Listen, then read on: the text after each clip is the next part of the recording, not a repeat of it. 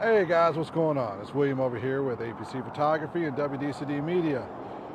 So, I have been asked multiple times over the last month or so, am I gonna stay with Sony?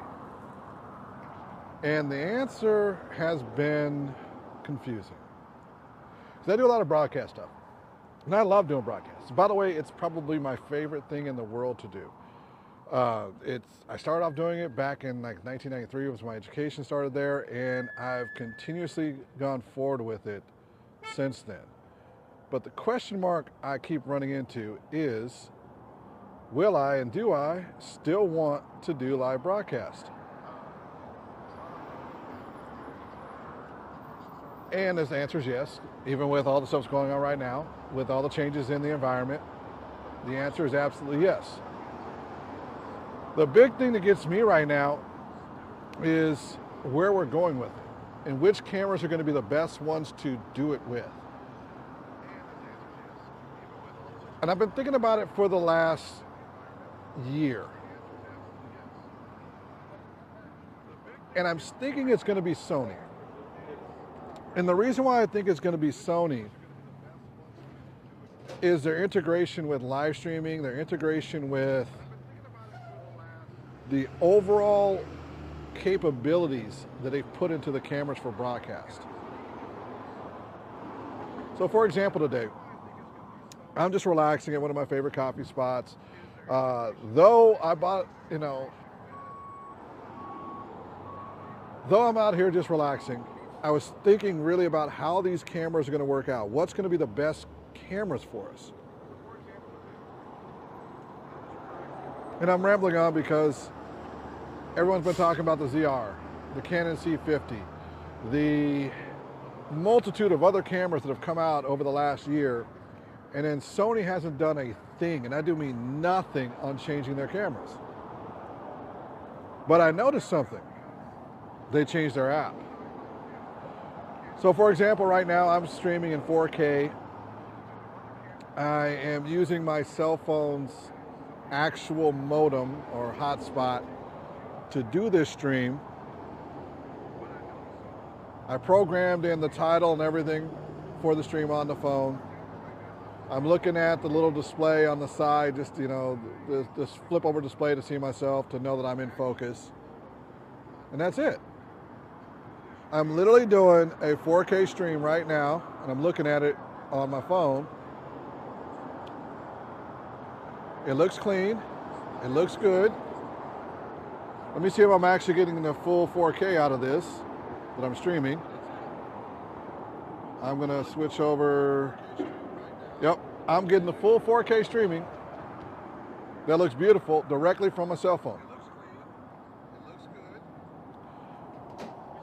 I can't think of another company that can do this, that they can take their cell phone like this, broadcast a live stream. Very simple, very easy, right out there, the camera, anywhere we're going. And the audio is clean, of course, because it's Sony. Their preamps are amazing. I'm using a Rode Wireless Pro microphone, and it's giving me great sound.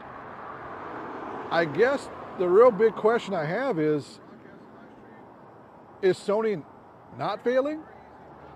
Or are they really just preparing for the next level of what we're going to be doing? Because I think that's what they're doing right now. I think they are setting up everything for what they're doing next. And I think that's going to be all the streaming capabilities. Because if we're honest, being able to stream any place, anywhere, anyhow, or broadcast any place, anywhere, anyhow is important. And with this system, I have an advantage over everybody. So I can do an RTMP, which is what I'm doing right now, through YouTube, which was automatically done for me. I can do a custom one too, so I can literally customize it the way I want to. I can set up the stream baud rate directly from my phone. I can put the name of the broadcast in from here. I can share the URL in a text message or an email to everybody from my phone, and we're ready to go. That, alongside a 4K image that is incredible, is I think what Sony's doing. They're getting all of their cameras lined up to be ready for broadcast anywhere in the world at any time, with a low baud rate, a high baud rate, 4K, 720, HD. This is a $2,000 camera, by the way. Well, it was. It's went up. I think it's like $2,500. The way I bought it was $2,200 with the handle. And I can do a broadcast anywhere with it. I don't see that with Canon. Now, with Canon, I don't get the handle for audio. And that's huge, because if I'm broadcasting like this and I've got audio coming in and I want it to be phenomenal, that's something I can't do with the Canon. I can't do it with the Panasonic without buying a third party, which is Tascam. I guess Canon you can if you're using the C50, but in the $2,000 range camera, I can't see another camera that's $2,200, $2,300 that has an audio handle that's XLR that's going to give me professional audio on a live stream for a client, especially if they're just going to be doing a single camera that may be slightly dynamic and I just want to have the view going. This is where we're headed towards. Now, it's kind of a race to the bottom too when it comes to pricing on this. And it's not a bad thing or a good thing, it's just the way the market switched. Is, do we need to have the big live streams that we're gonna have for like big functions? And do we have a way of giving somebody who is in a tier of budget, who may only have, $750 for the day to stream with, an option that's available to them that's A, gonna work really well, B, can work off of a mobile system. So right now I'm running off of a mobile system. So I can be anywhere. Like I could be out on a site where they're doing something where they don't have power sources, they don't have anything. So I can V-mount battery on here, the 150 V-mount, and have that going the whole day long. This is where I think Sony is pushing themselves towards, being that broadcaster everywhere type thing. Where there's an event, if there's breakdancing, if there's a live event, there's horse riding events. When I'm in the Pacific Northwest, there's a hiking event that's going on, trail by trail by trail. If they've got RTMPs for each portion of their page, so they've got something embedded and they've got an RTMP for each portion, we can live stream from anywhere as long as we've got a cellular signal that's halfway decent. And if it turns out that the event itself, we can only get a 720p signal baud rate wise, I can set that up in here. So I can bring a whole team out with me, bring out a bunch of these cameras, and so like the rental fees on these cameras, the way it's set up, I think is like $125 with the stands. And then we charge an extra $25 per hotspot for the day. And then you got a camera operator for $550. $550 to $750, depends on how long they're going to be there for. And then we have a producer and that equipment. A producer is going to be another, $800, and they're controlling everything for the live stream coming in and making sure everything goes up the way it's supposed to. That puts things in available pricing. And then having good audio. I don't think many people understand just how important good audio is on these units, because I've done tons of live streams where the audio has been subpar, the video looked great, and then that was a big issue because people are listening on their cell phones. Like I'm looking on here. I'm looking on the phone and I'm listening on the phone to get an idea of what it sounds like. Because it's super important. Like we're in the age of in-ear earbuds, paying attention to everything. They don't really care what's going on over here or over there sometimes, because they're in the car, they're walking around, and they're going to jump in when they see something that's important for them or hear something that's important for them. And that's where this ability that Sony has for live streaming that nobody really has. And I'm very proud that I have the Sony ones, because I didn't even notice what was going on until the ZR came out. And why I bring the ZR up is because it was the first camera that is the reason why I got the FX30. Pricing. $2,200 to $2,500 for the Brain, I was good with. And this came out at, I think, $2,200 with the handle. And I had to fight hard to find a handle one. I got blessed. A friend of mine works over at Kenmore Cameras, and I was at Glazier's. I already had one on hold at Glazier's, and none of them came in. They came in body only. And then I walked in, I saw my boy Niles over at Kenmore Camera, and he was like, we have them. We have them in stock right now. We have one of the handle ones, and the guy didn't buy it for some odd reason, and I grabbed it. And I've had it since day one. A few hours after day one, I got this camera. And since then, it has been a workhorse. I don't know how many hours are on this camera now, but I know that it's given me the ability to live stream just like I'm doing right now.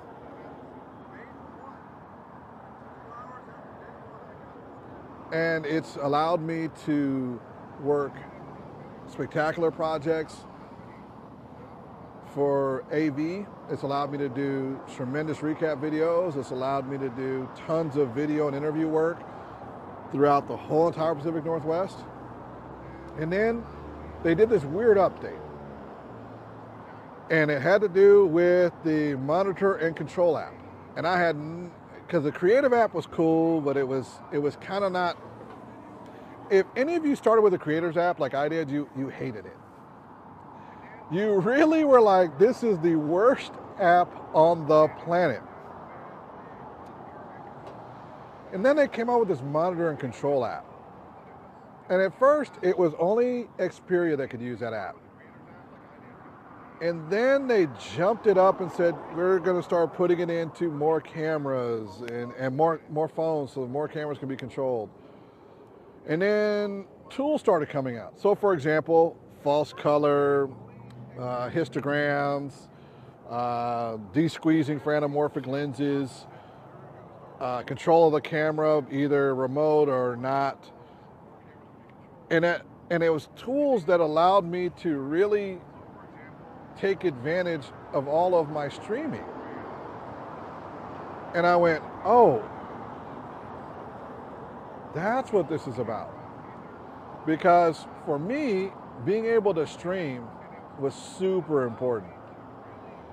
Because half of our clients wanted something that was streamable. They wanted high quality.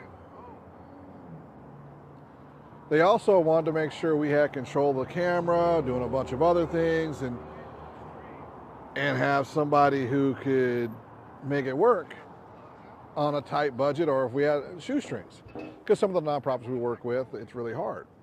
And being able to just bring out a camera, a stand, a few wires to connect into their audio system. Luckily, I do some audio engineering. I know the correct cables to have for this. I'm able to get line level audio into this system here, stream, and do spectacular. How you doing, man? Doing good. And this is what sets Sony apart. I want that with Canon, but it doesn't work as smooth. I want that with Nikon. From what I'm hearing, the app isn't as smooth. And then I started wondering about the rest of the monitor control app. And this is where Sony went, and this is why I'm sticking with Sony.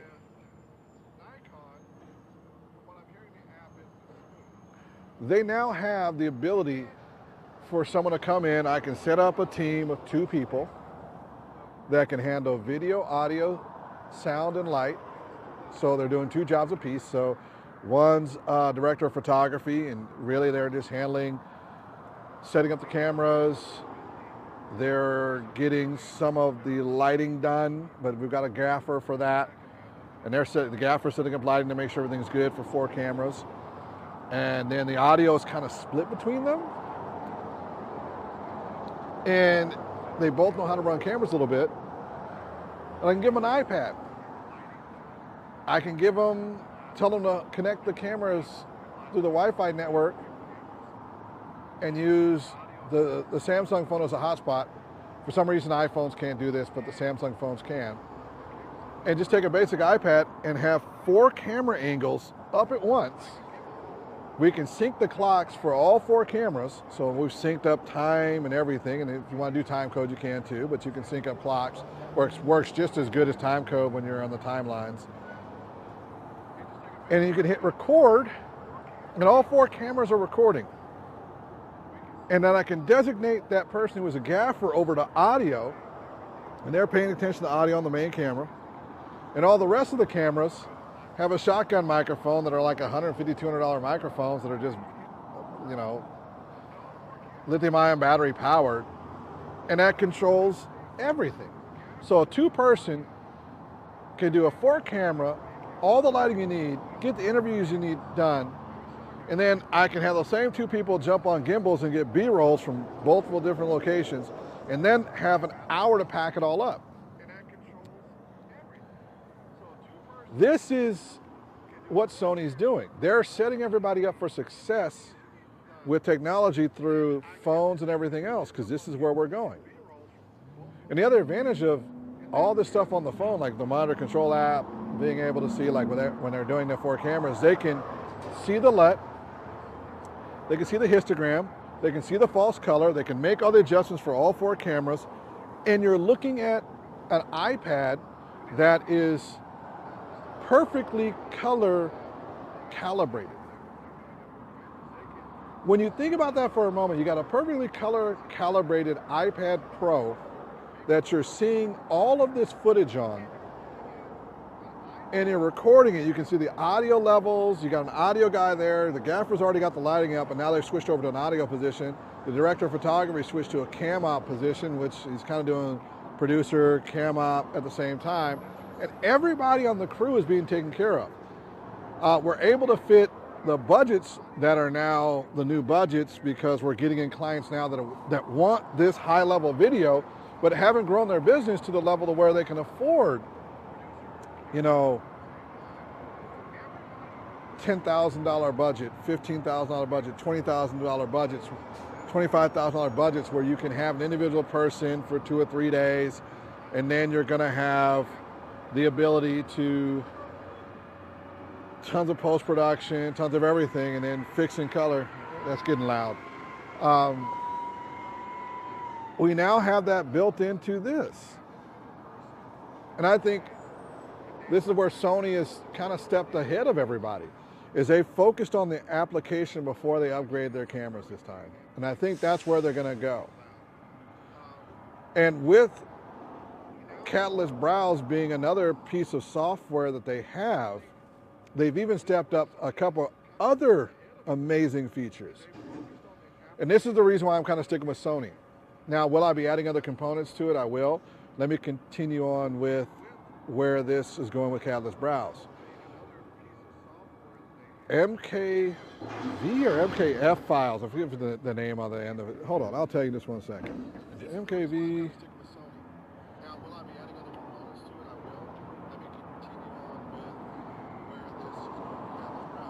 Yes, I am Googling something.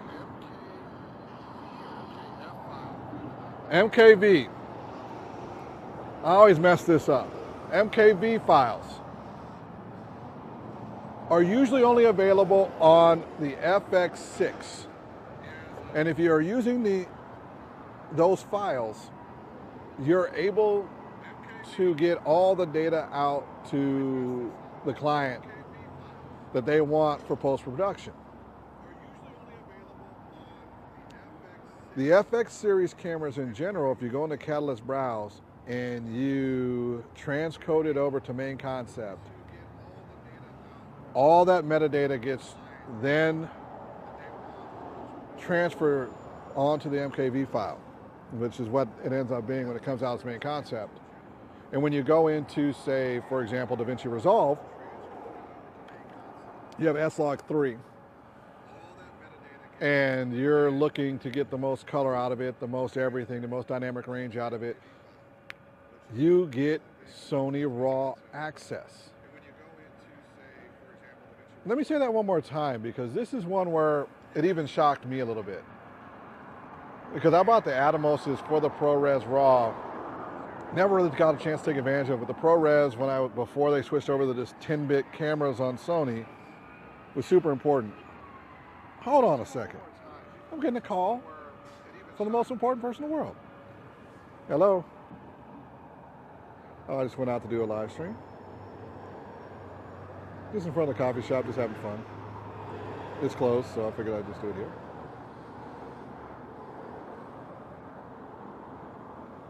I know. What would you like? And it depends.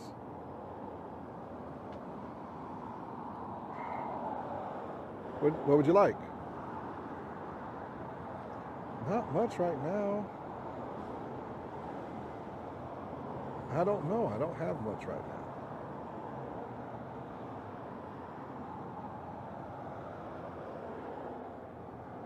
Okay. Yeah, that was the plan. All right. Love you. All right. So,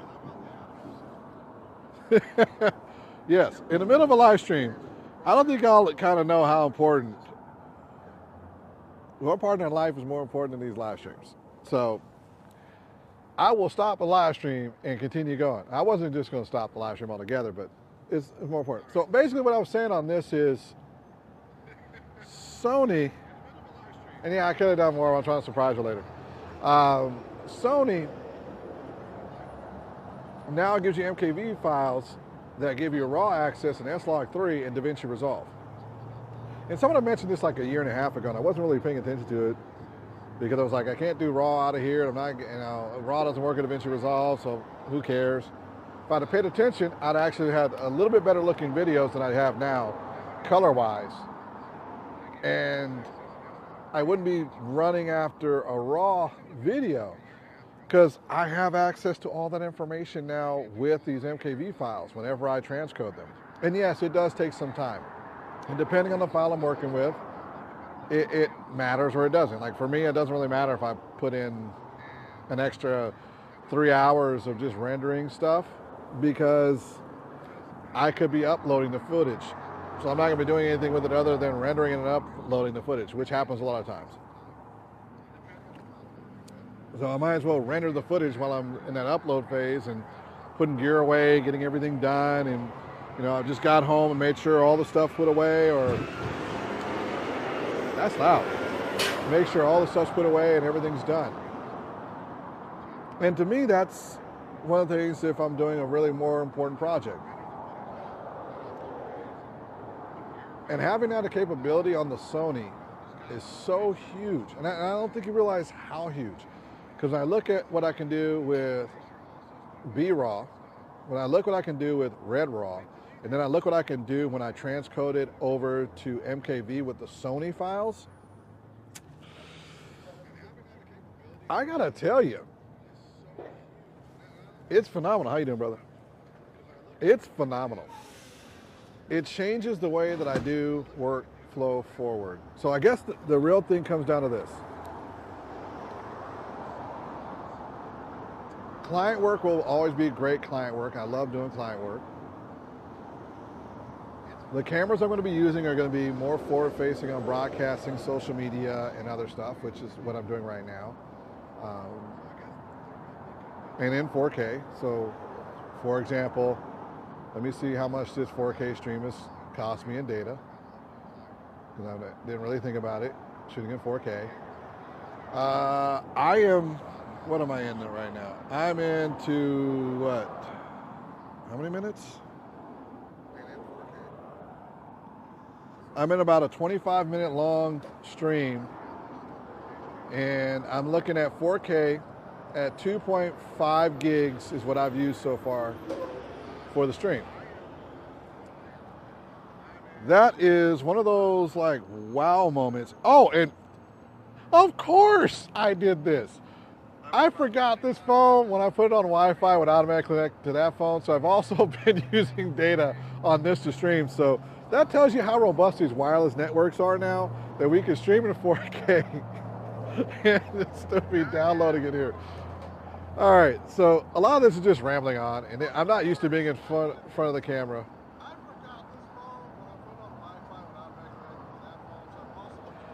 And by the way, I am going through a weight loss journey too, and I will be probably losing 65 to 70 pounds in the next 24 months. It's a healthy way of losing it, which is roughly 3 or 4 pounds a month. If I can do better, I will, but I'm not going to put myself on ridiculous because I didn't gain this weight in like 12 months, so I'm definitely not losing it in 12 months. Anyway, I appreciate anyone who watched the live stream because you didn't have to. This is just fun to watch and have a little good time with it. I hope to get more and more of you to watch because I've got some pretty cool stuff coming up. I'm going to be structuring these a little bit different, so we'll be doing on-set and other stuff. My thoughts on the Sony itself is it's going to stay in my arsenal. I'm probably going to end up not buying FX6s. I'll be waiting for the next edition of that. The FX30s are doing the job for me. I will most likely be getting some of the Red equipment or the Blackmagic equipment, most likely Blackmagic, because of their streaming integration and their larger systems. And that's about the only system I think that supplants Sony. Now, the thing about that supplanting is that it's not going to beat out what I'm doing with the Sonys per se. It's going to be a more integrated hardware system where if I need to do a robust hardware system and I need something where I've got a big box lens on it and I need 6 cameras from stage in the sides and the corner, I think I'm going to use that because of all the integration with the P2110 and Ethernet systems. It's going to be a more integrated hardware system where if I need to do Anyway, this has been fun. This has also been a test for me too. So I wanted to test out this new update because I do have to say the previous update for streaming, it wasn't as smooth, nor was it as, let's just say, not as stable. But this now, this is amazing. I am super happy with the way this is live streaming. I am super happy with how Sony has stepped up its game with the app and everything else.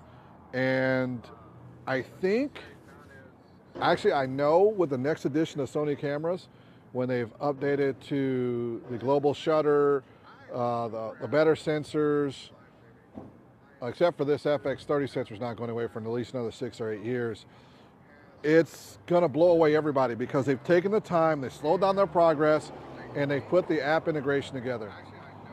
And with the ability to shoot in 4K from any camera, like this is an FX30, but the A7 IV does the same thing. I don't know of another camera right now that's $2,000 or so, and right now you can FX A7 IVs for $2,000 that shoot 4K 30 full live stream directly from the camera, and it just works.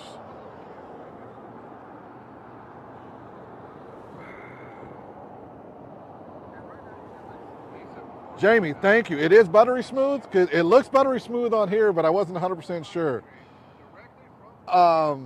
And the reason why I was concerned, Jamie, is I'm actually using this as my modem. How you doing, brother?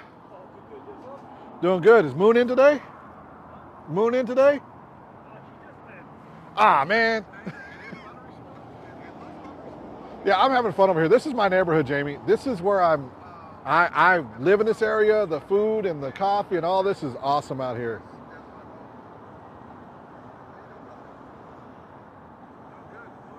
R50V.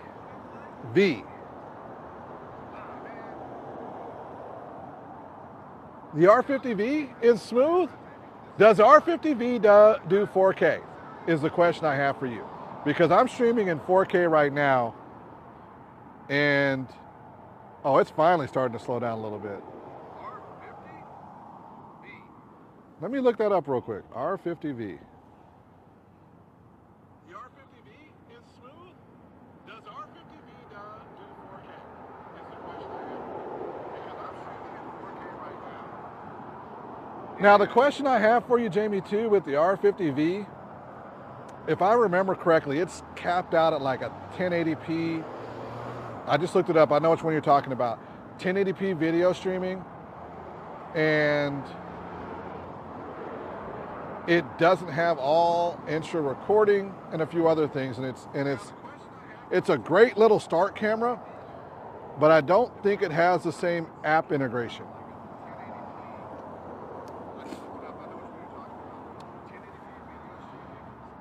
And it's on par with the EV10, because my son has the EV10 and it streams at that same 1080, and that's pretty smooth too. So I'm just worried about app integration. Can you tell me about that? Huh, Jamie? Because I don't know. How's the app integration? Let me message you. And it's on par with the EV10. Because my son has the EV10 and it streams at that same 1080. And that's pretty smooth too. So I'm just worried about app integration. Can you tell me about that?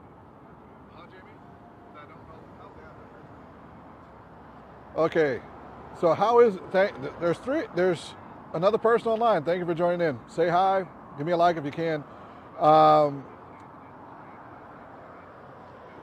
curious about the app integration because I've had issues with the other Canons in the past. They didn't really do as well, and that kind of was an issue. Okay. So how is there's another person online. Thank you for joining in. Say hi. Give me a like if you can.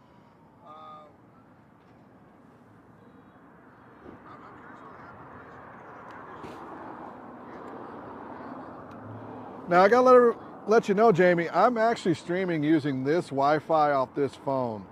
So this is really, really different. So I'm able to make it stream real easy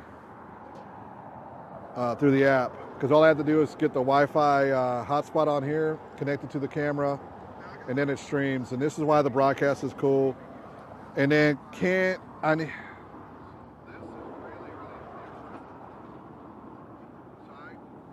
Thank you, brother. Appreciate that. Oh, you're going to film school? All right. May I offer a suggestion to you? Going to film school. Try out a bunch of cameras and rent them if you can.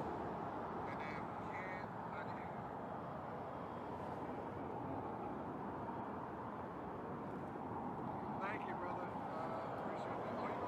Okay, so you're going to film school. Try out as many cameras as you can. If the V50 is working for you, or R50V is working for you, keep working with it. Try to find something that's got a RAW to it of some form. If you got to find a used Canon, if you like Canon cameras, go to used Canon.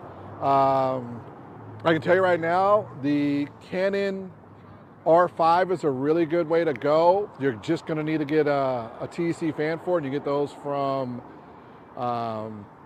Amazon, and they're a small rig one, and they work really, really well. Oh, power's going down a little bit. If you're looking to have the best cameras for your money going into it, don't worry about that right now. Worry about lenses. And then worry about broadcast, because those are going to be the two biggest things in filming for the next probably decade. So much stuff is going on Instagram, Twitch, TikTok, you name it, there's a live everywhere. We're doing a live right now. And then you want to make sure whatever set of equipment you get is set up for broadcast. And then it's great for the other work. So you get the broadcast done, and then you can also do short form videos. You can do recap videos, documentaries, short film. Find a camera that can do all of those things for you.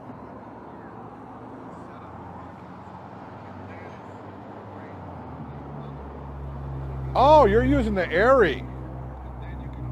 So the FX6 and the Airy are great cameras. If you are using both of those, and if you don't have budget to own an Airy or an FX6, I'm going to recommend 3 cameras if you're open to the recommendations, which I think is awesome.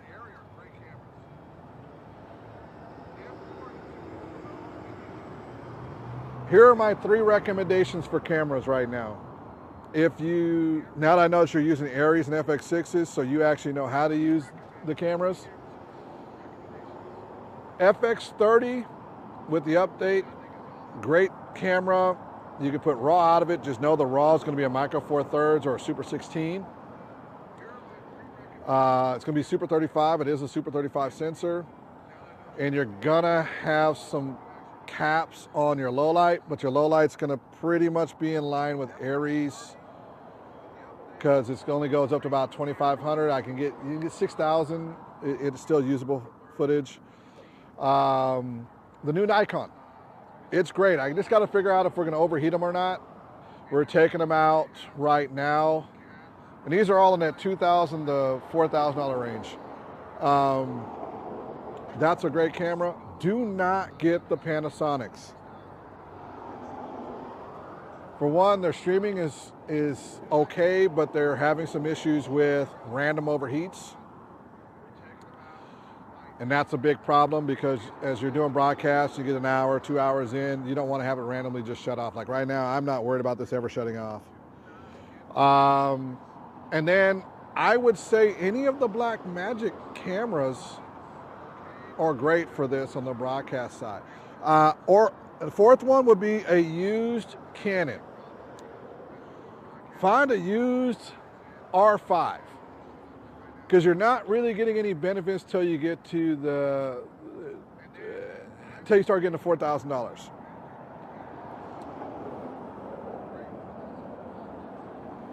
And the fact you got the university rentals is really cool for those cameras. What else would I recommend? If you've got enough budget to go up to about $4,000 or $5,000, the C50 is a really good way to go. I love that camera. And it's not really my favorite camera, but if you're going to be doing anything, the C50 is a good way to go.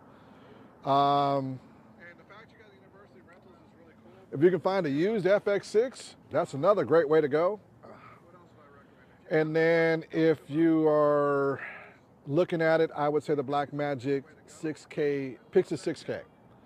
And the reason why I recommend the Blackmagic 6K Pixis is it's a P2110 compatible camera, so you can run into all of those Ethernet systems. Its integration with USB-C for delivery to clients is really, really good. They're going to be adding ProRes for that. And it will allow you to have both a scratch audio input and then an XLR input, which I miss on this. I can't do that with this. But it'll give you both inputs, which is really one of the things I love on that particular camera. So you can just pick your XLR in from, so get audio from wherever you're getting it from. So if someone's got their sound design or their Zoom field recorder out there, you can get an XLR output directly into the camera, which I always like having that in one of the tracks. And then you can also get, of course, your dirty track and just get what the sound you can out of it, your scratch audio. And I think that's a good way to go. And then if you've got budget to go up to $10,000, there's a lot of good cameras there.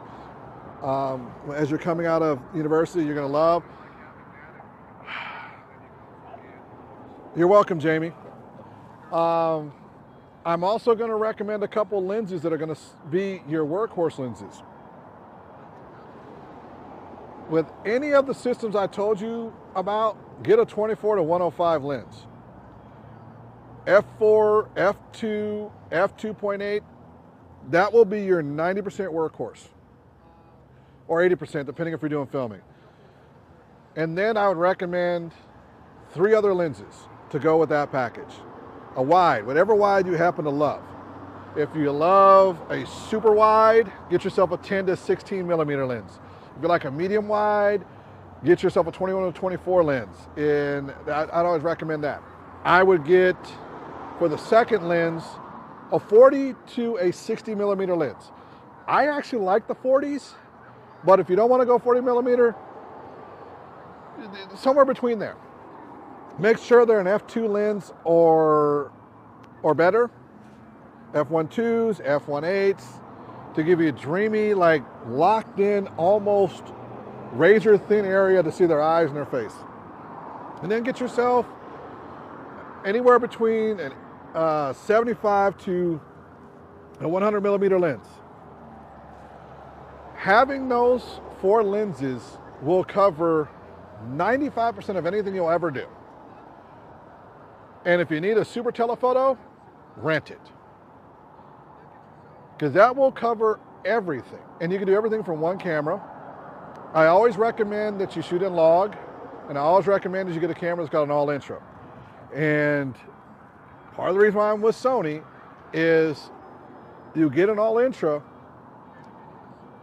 starting at $1,100 with the EV10 II, with the same sensors in the FX30, with S-Log 3, which means you get a vast variety of options for shooting, and you can also transcode that over to an MKV file, and that's huge, especially in the FX series. I haven't tried the EV10 II if I can transcode that and get all of the metadata enough to go into RAW, but it will do with an FX series. And then audio, it's gonna be about how you film.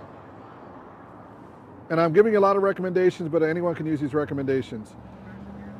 Audio is gonna be, like today I'm using, a Rode Wireless Pro system with a lavalier, because I frankly don't want to deal with the wind and I don't want to use shotgun microphones when I'm doing stuff like this. And in most cases when you're doing interviews and the rest, being able to hide the microphone like I'm doing right now is a plus, or just having the normal look that would be broadcast is a plus. Shotgun microphones are great if you're going to be doing spatial sound. And what I mean by spatial sound is if someone gets closer or further away, you're gonna hear a tonal difference in both the sound and what the room is doing. And that's where a shotgun microphone comes in handy. And in most of the work I'm doing, I find that not to be important. But if you're in film school and you're doing a lot of filming, you'll find that the shotgun microphone may be important. But I also recommend having a lavalier microphone always on a person. So when you go into post-production, if you find out either A, the shotgun had too much ambient noise, B, you didn't want the spatial sound, you wanted a little more close-up to the person sound, or C, you just wanted that personalized to the person sound, it's a great way to go. Now, if you can continue your connections over at university and continue to do renting while you're going to university and do your own gigs, and you can use that gear for that, do that. Because you'll earn a great reputation with a lot of the people who are in the area who are looking for operators who can utilize multiple pieces of gear. Jamie, thank you for commenting and stuff on here, because this really allowed me to get kind of deep into it. It looks like my weather is about to turn on me, so I'm getting ready to call it good, because I got about a 10-minute walk to the house, and I don't feel like getting the camera rained on. I mean, I've got the gear to cover it, but I really don't want to do that. All right.